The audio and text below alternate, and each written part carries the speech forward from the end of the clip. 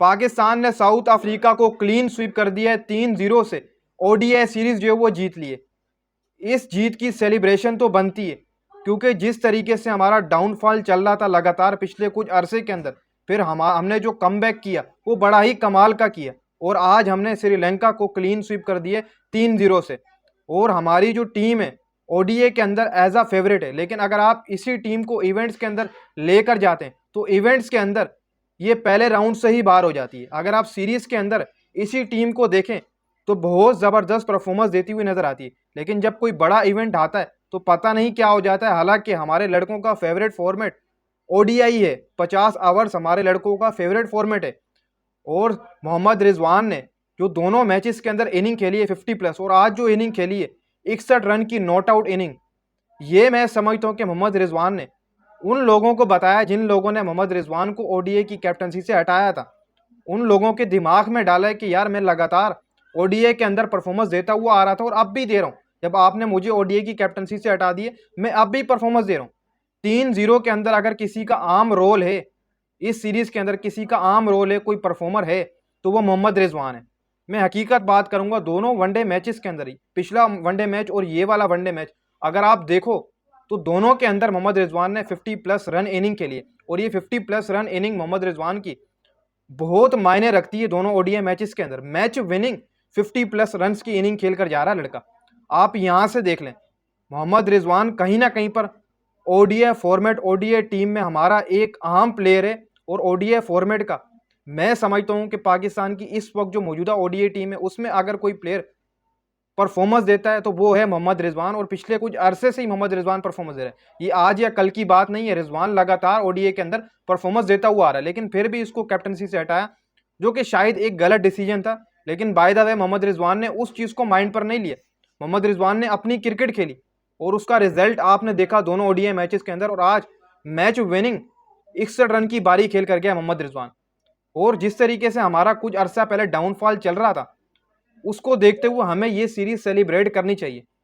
ये सीरीज बड़ी ही थी, क्योंकि श्रीलंका की जो ओडीआई टीम थी, जो स्क्वाड था, वो बड़ा ही जबरदस्त स्क्वाड था। ये अगर आप ये कहेंगे कि जी श्रीलंका कोई बी टीम लेकर आ गया था या ए टीम लेकर आ गया, तो बिल्कुल आप गलत सोचेंगे। क्योंकि जब श्रीलंका ने स्क्वाड अनाउंस किया था ओडीआई का, तो तब सब यही बात कर रहे थे, एनालिस्ट जितने भी करते हैं सब यही बात कर रहे थे कि जो श्रीलंका का स्क्वाड है वो पाकिस्तान को टक्कर देगा और पाकिस्तान को वन साइडेड सीरीज भी मार सकता है।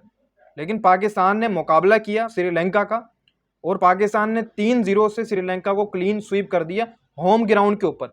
आगे हमारा T20 वर्ल्ड कप आ रहा है, और T20 वर्ल्ड कप से पहले ये चीज़ें, ये रिजल्ट मिलना शुरू हो जाएं तो फिर आपको और किसी चीज़ की ज़रूरत नहीं पड़ती है, आप एज अ स्ट्रॉन्ग ही नज़र आते हैं। T20 सीरीज़ हमने जीती, फिर अब ओडीआई सीरीज़ भी हमने जीती है।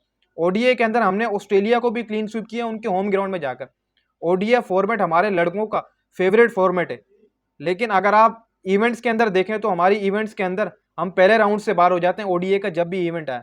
तो शायद मैं समझता हूँ कि जो परफॉर्मेंस हम सीरीज के अंदर देते हैं वही जाकर हम वहाँ पर दें, जो इवेंट्स हो आईसीसी के, जो 50 आवर्स के इवेंट हो वहाँ पर परफॉर्मेंस दें, तो हम क्यों नहीं ट्रॉफी कोई जीत सकते हैं 50 ओवर्स की, चाहे वर्ल्ड कप ही क्यों ना हो। क्योंकि सीरीज़ों के अंदर हमारी ओडीआई की क्रिकेट जो चल रही है इस वक्त काफ़ी ज़्यादा बेहतरीन चल रही है, रिजल्ट भी अच्छे आ रहे हैं पिछले 1-1.5 साल से। और अगर आप उससे पीछे चले जाएंगे तो रिजल्ट बहुत बुरे थे, ये मैं आपको बता दूं। इतने बुरे रिजल्ट थे कि हमें कोई टीम भी हराकर चली जाती थी, हमारा डाउनफॉल था। लेकिन अगर आप उसके मुतबादिल अब देखें तो बहुत सारी चीज़ें चेंज हो चुकी हैं। पिछले मैच के अंदर बाबर आजम ने सेंचुरी स्कोर की, रिजवान उसके साथ खड़ा हुआ था, 50+ रन की इनिंग खेली। इस मैच के अंदर अगेन मोहम्मद रिजवान ने 61 रन की इनिंग खेली, वहां पर 61 रन की इनिंग खेली जहां पर था कि ये 211 रन भी चेज नहीं होंगे। वहां पर रिजवान खड़ा हुआ, 211 रन चेज हुए और हम ओडीआई सीरीज जीत गए, लास्ट ओडीआई मैच भी जीत गए।